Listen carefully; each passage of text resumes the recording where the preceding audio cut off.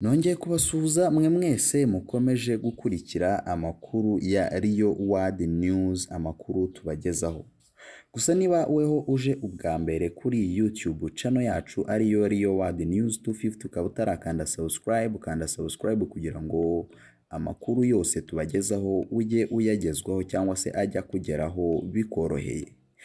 Mu gice cya mbere giheruka kijyanye n'umuhango wo guherekeza bwa nyuma Padiri Rugirangoga Ubald, twari twagarukiye ku isaha ya saa 4 aho abaririmbyi bari barimo baririmba mu gikorwa kijyanye no gutanga amaturo. Ubu ngubu reka duhere ku isaha ya saa 4:50. Saa 4:50 hari hagezweho umuhango wo guhabwa Ukaristiya, nawo usigaye ukorwa mu buryo budasanzwe aho abakristu batemerewe guhaguruka mu myanya yabo ngo bajye ku murongo nk'uko byari bisanzwe bikorwa muri Kiliziya Gatolika. Nyuma yo guhazwa hakurikiyeho igice cyo gushimira aho abitabiriye misa bari bari kubifashwamo n'uruhurirane rw'amajwi meza y'ababikira n'abafureri bibumbiye muri korali Abagabuzi b'Amahoro ya Kristo Umwami ikorera ivugabutumwa hano muri paruwasi ya Nkanka, mu ndirimbo imenyerewe cyane muri Kiliziya Gatolika benshi bazi nka Ndaje ngo nkore ugushaka kwawe.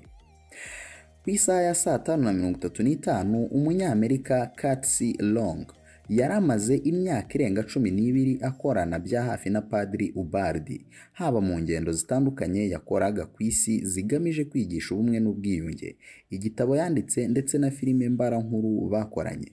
Yavuze ko nk'uko mwese mumuzi Padiri Ubald ni umuntu ufite ishyaka, iyo afite ibitekerezo arabikurikirana. Mu bitekerezo bye rero yumvaga ko ngomba kumufasha. Katsi yavuze ko ubwo Ubald yajyaga muri Leta Zunze Ubumwe za Amerika yaragiye mu bikorwa byo kogeza inkuru nziza no gushishikariza abantu ubumwe n'ubwiyunge. Ngo yageze muri Amerika nyuma aza kurwara icyorezo cya COVID-19. Yabivuze muri aya magambo: twese twarakirwaye, ariko njyewe nza gukira nkajya muba hafi mu bitaro. Yagize ububabare buhanitse ariko agakomeza gusaba abantu kumusengera, ari nako nawe abasabira. Yakomeje agira ati yamaze ibyumweru 6 mu bitaro kubera ko uburwayi butamworoherezaga kuvuga cyane, ariko yakomeje kuba hafi y'Imana. Rwari urugendo rutoroshye twakoranye, ariko yumvaga ko Nyagasani amufitiye gahunda muri urwo rugendo rutoroshye. Murumuna wa Ubald nawe yagize icyo avuga ku buzima bushaririye yakuriyemo. Murumuna wa Ubald ari we Rugwizangoga Reverien yavuze ko mukuru we kuva mu bwana bwe yakuranye umutima mwiza, urukundo rw'abantu, ubushake, intumbero ndetse n'imbaraga. Ababyeyi bamubyara se yari Kabera Jacques, mu gihe nyina yitwaga Mukaruhamya Anesia. Rugwizangoga yavuze ati mukuru wanjye yari umubyeyi, yari inshuti nziza, akaba n'umujyanama w'ikirenga kubera ubunararibonye yari afite namwe mwese mumuziho. Kandi nk'umusaseridoti mwiza nzi neza ko yabaye inshuti ya bose, umujyanama wa bose. Yakomeje agira ati umutima we wahoraga ufunguye kuri bose, imiryango y'inzu ye yahoraga ifunguye. Rugwizangoga yavuze ko mu muryango wabo bavuka ari 4, 2 bariho, uwa gatatu yazize Jenoside yakorewe Abatutsi mu 1994. Yavuze ko umuryango wabo wari uw'abakristu bakunda Imana, aho nyina yari muri Regio Maria naho papa we akaba muri korali. Yavuze ati yabyirukiye mu mibereho myiza y'icyo gihe kuko se yari umwarimu mu mashuri abanza, ariko siko byakomeje kuko yaje kwicwa mu 1963. Icyo gihe Ubald yari afite imyaka 7 asigarana na nyina, nawe ukiri muto. Kuva icyo gihe Ubald yatangiye inzira y'umuruho. Nk'umwana w'imfura yafashaga nyina kurera abo bavukana, akabifatanya no kwiga, byatumye ubuzima bwe bukomeza gukomera. Mu buto bwe Ubald yari umujyanama wa nyina, kandi uko yakuraga niko yarushagaho kwitwara neza nubwo yakuriye mu muruho. Mu rwango rushingiye ku macakubiri byose yarabyihanganiye, arabirenga, agira urukundo, ubusabane no kunga abanyarwanda nk'umuco w'uburere yatojwe na nyina n'Imana yamuhanze. Dukomeje ku isaha ya saa sita, umuyobozi w'akarere ka Rusizi Kayumba Ephrem, ari nako karere umuryango wa Padiri Ubald ukomokamo, yagaragaje ko urupfu rwa nyakwigendera nubwo rubabaje ariko hari igishimishije muri rwo. Yagize ati ndagira ngo aka kanya twese twishime, impamvu nuko arwaye twarabimenye, amaze kwitaba Imana agahinda karatwica, ariko nyuma twasigaye twibaza ngo azashyingurwa hehe. Yakomeje agira ati niyo mpamvu aka kanya twakwishima ariko tukanashimira ababigizemo uruhare bose kugira ngo uyu munsi none ube ubereye hano ku ibanga ry'amahoro. Twese nk'abakirisitu cyangwa abanyarwanda dufite agaciro ariko twatakaje umuntu w'ingenzi. Meya Kayumba yavuze ko Ubald yagiriye igihugu akamaro, by'umwihariko akaba azibukwa mu bikorwa bya sinodi gacaca ya gikirisitu, kandi na nyuma yabyo akaba yarakomeje urugendo rw'ubumwe n'ubwiyunge. Yakomeje avuga ko ibikorwa yakoze umushumba uherutse kuragizwa diyoseze ya Cyangugu Sinayobye Edouard akwiye guharanira ko byasigasirwa, bityo Cyangugu igakomeza imihigo kandi n'ubuyobozi buzabigiramo uruhare. Yavuze ati ubu ngubu diyoseze ya Cyangugu irazwi ahantu hose kubera ibikorwa yayikoreyemo, birimo n'ibyo umuvandimwe we yavuze. Nubwo Ubald yagiye, ndizera ko Cyangugu izakomeza kwandika amateka yayo mu kunga abanyarwanda. Yakomeje agira ati natwe nk'ubuyobozi ubufatanye ntabwo buzahwema, bugomba gukomeza kubakira kuri iyo ntambwe yatangiriye mu bihe bikomeye ariko bikaba bigeze aho bishoboka. Umuyobozi w'akarere ka Rusizi Ephrem yavuze ko nyuma y'urupfu rwa Padiri Ubald benshi bibazaga aho azashyingurwa, ariko basubije agatima impembero ubwo yazanwaga ku ibanga ry'amahoro. Kayumba yavuze ko azi cyane Ubald kuko ubwo yabyirukaga yari umusaseridoti muri paruwasi ya Nyamasheke, ku buryo ajya no kwigira ubusakaramentu icyo gihe yari ahari. Avuga ko ikintu azi gikomeye kuri Ubald ari uko yangaga urunuka ubunebwe aho buva bukagera, ku buryo atakundaga umwana ufite ibyo byose.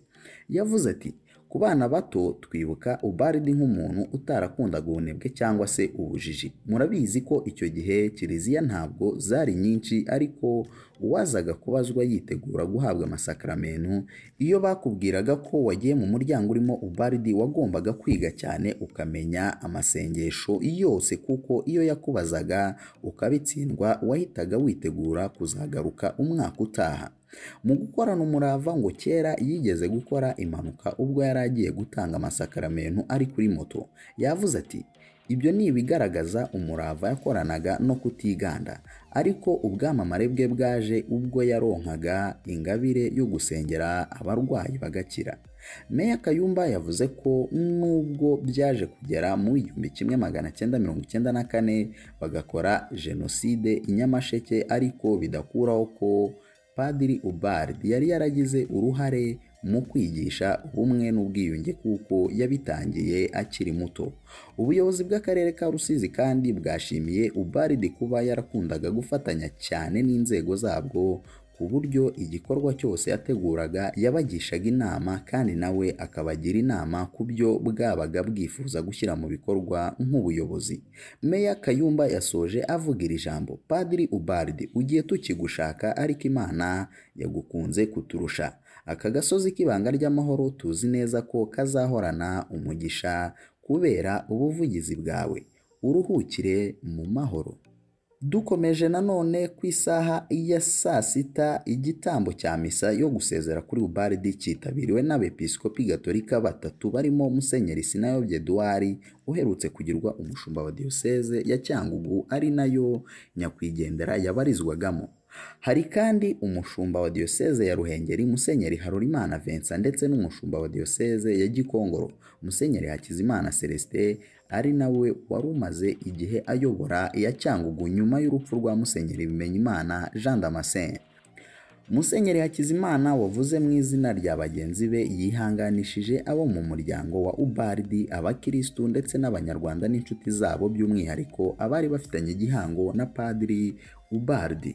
yasabye abakristo by'umwihariko abihaye Imana basigaye kugera ikirenge mu cya Padiri Ubaldi bakanagerageza kusa ikivi yari yaratangiye, haba mu byo gusengera abarwayi bagakira ndetse no kuba umusamburo w'ubumwe n'ubwiyunge. Yavuze ngo tuzibe icyuho asize, maze aho ari azajya yishimira ko yasize abagabo, yasize intwari zakomeje ndetse zikanonosora ibikorwa bye byo gukiza abarwayi. Musenyeri Hakizimana yashimiye kandi Katsi Long, uyu yanahawe urwibutso azajya yibukiraho Padiri Ubaldi, abitwa Les Amis d'Ubaldi ndetse n'abandi bantu batandukanye, by'umwihariko abafashije kugira ngo umubiri wa Padiri Ubaldi ugere mu Rwanda. Ku isaha ya 6:25 mu butumwa Musenyeri Hakizimana yasomeye abitabiriye iki gitambo cya misa, yavuze ngo tugiye guhamba umubiri wagenewe gupfa w'umuvandimwe wacu Padiri Ubaldi Rugirangoga. Yakomeje agira ati dusaba Imana izamuzure afite imbaraga, imushyire mu mubare w'abatowe, izamugirire impuhwe ku gihe cy'urubanza kugira ngo azasenderezwe ibyishimo bidashira.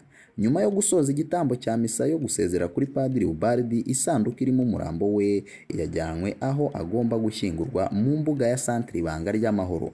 Mbere yo kururutswa mu mva, umubiri we wabanje guterwa ububani, ahabwa umugisha, aherekezwa yifurizwa kuzazuka nka Lazaro. Bamuherekeje baririmba indirimbo imenyerewe mu guherekeza abitabye Imana ivuga ko twaremewe kuzajya mu ijuru. Ku isaha ya 7 umuhango wo guherekeza Padiri Rugirangoga Ubaldi waruhumuje. Isanduku irimo umubiri wa Padiri Ubaldi yururukijwe mu mva, hakurikiraho igikorwa cyo kuyishyiraho indabo. Mbere yo gutwikira imva, umushumba wa Diyoseze ya Gikongoro Musenyeri Hakizimana Celestin wari umaze igihe ayobora iya Cyangugu yayoboye isengesho ryo gusabira umugisha Padiri Ubaldi. Nyuma hakurikiraho imihango yo kumuha icyubahiro no kumushyingura. Ubaldi Rugirangoga aruhukire mu mahoro.